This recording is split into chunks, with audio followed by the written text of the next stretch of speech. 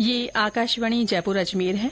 अब आप ऋतिका गुप्ता से पाली जिले की चिट्ठी सुनिए। इसके लेखक हैं विशारद जोशी। पाली जिले में लोकसभा चुनाव के दूसरे चरण के तहत 26 अप्रैल को मतदान शांतिपूर्वक संपन्न हुआ।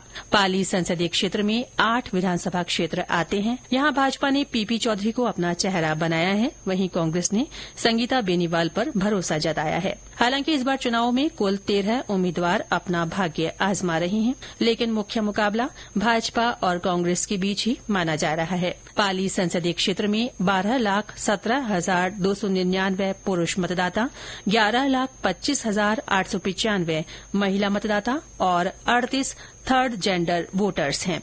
यहां लगभग 56.8% लोगों ने अपने मताधिकार का प्रयोग किया।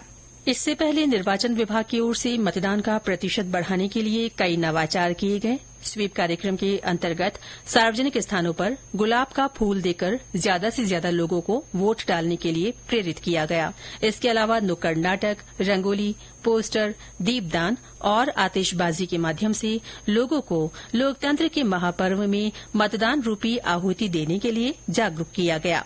इस दौरान आयोजित सतरंगी सप्ताह के तहत रोजाना अलग अलग रंगों की थीम पर कार्यक्रम आयोजित हुए और दिव्यांगों ने वाहन रैली निकालकर जिम्मेदार और जागरूक नागरिक होने के नाते मतदान अवश्य करने का संदेश दिया।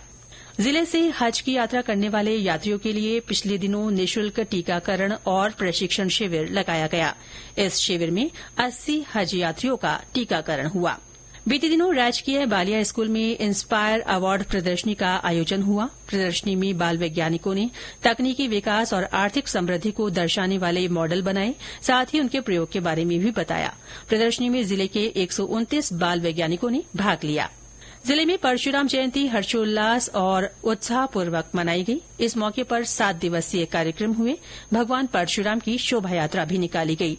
इस शोभायात्रा में शिव नृत्य, अग्नि स्नान और राम दरबार के विभिन्न रूपों की झांकियां आकर्षण का केंद्र रही। जिले में तेज गर्मी के कारण जनजीवन प्रभावित हो रहा है। दिन के समय जहां सड़कें और बाजार सूने दिखाई दे रही हैं, वहीं रात के तापमान में भी बढ़ोतरी देखी जा रही है।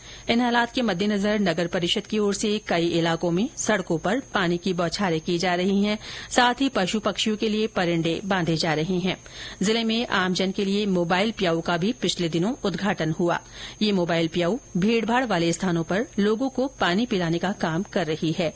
भीषण गर्मी को देखते हुए जिला प्रशासन ने सरकारी स्कूलों के समय में बदलाव किया, तो वहीं अस्पतालों में लू और अन्य मौसमी बीमारियों से सुरक्षा के लिए विशेष इंतजाम किए गए हैं। संबंधित अधिकारी समय समय पर अस्पतालों का निरीक्षण कर रहे हैं। इस बीच पश्चिमी विक्षोभ के सक्रिय होने से मौसम में अचानक बदलाव भी देखा गया। इसके कारण जिले में कहीं कहीं हल्की से मध्यम बारिश हुई। डेसूरी तहसील सहित कुछ स्थानों पर ओले भी गिरे। जिले में अंतर्राष्ट्रीय नर्सेज दिवस मनाया गया। इस मौके पर राजकीय बांगड़ चिकित्सालय में जिला स्तरीय कार्यक्रम हुआ। इस अवसर पर अतिरिक्त पीएमओ आरके विश्नोई ने फ्लोरेंस नाइटिंगेल को श्रद्धांजलि अर्पित की। कार्यक्रम के दौरान हाल ही में नर्सिंग प्रशिक्षण में चयनित एएनएम प्रशिक्षणार्थियों को कैंडल जलाकर फ्लोरेंस नाइटिंगेल के आदर्शों पर चलने की शपथ दिलवाई गई। साथ ही उत्कृष्ट कार्य करने वाली एएनएम प्रशिक्षणार्थियों को सम्मानित भी किया गया। पाली जिला प्रशासन और महिला अधिकारिता विभाग की ओर से महिलाओं को जागरूक करने के लिए महिला हेल्पलाइन, चाइल्ड हेल्पलाइन और पुलिस हेल्पलाइन के नंबर सार्वजनिक दीवारों पर लिखे जा रहे हैं। साथ ही आकर्षक स्लोगन लिखकर और चित्र बनाकर अधिकारों की जानकारी दी जा रही है।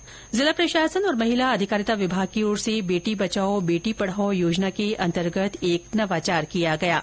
कॉफी विद डिविजनल कमिश्नर के तहत 10वीं से 12वीं कक्षा की 100 बालिकाओं के साथ रोचक संवाद कार्यक्रम आयोजित किया गया।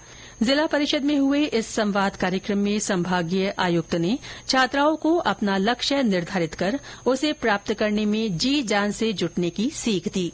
जिला कलेक्टर लक्ष्मी नारायण मंत्री ने कहा कि समर्पण और मेहनत ही वो माध्यम है जिससे मुश्किल लक्ष्य भी आसानी से पाया जा सकता है। इसके साथ ही पाली जिले की चिट्ठी समाप्त हुई।